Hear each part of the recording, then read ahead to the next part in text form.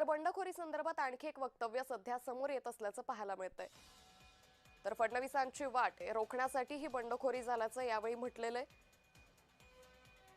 अंधारे यांनी सांगितलं ऑपरेशन टायगरच्या मागचं वेगळंच कारण हेही पाहायला मिळतंय। सुषमा अंधारेंनी या सगळ्या संदर्भात वक्तव्य केलंय, जे वक्तव्य चर्चेत आलंय। ज्योती वाघमारेंनी सुषमा अंधारेंना प्रत्युत्तर दिल्याचंही पाहायला मिळतंय।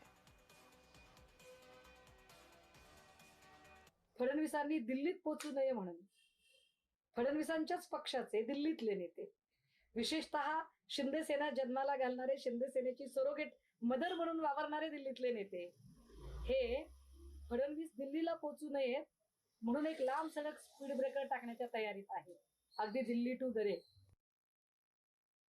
विरोधक जी बोंबाबोंब आता करतायत, मला त्यांना एकाच वाक्यात ठणकावून सांगायचंय की तोंड सांभाळून बोला, अन्यथा तोंड फोडायचं कसं असतं हे शिवसैनिकांना खूप चांगलं माहिती असतं। आधी आपण आत्मपरीक्षण करा, हा उद्रेक काय असेल, काय नाही, अन्यथा यांची अवस्था अशी होतीये की उम्र भर गालिब में यही भूल करता गया, धूल चेहरे पे थी, मैं आईना साफ करता गया। आधी स्वतःचा चेहरा आरशात बघा, हेच मला त्यांना सांगायचं।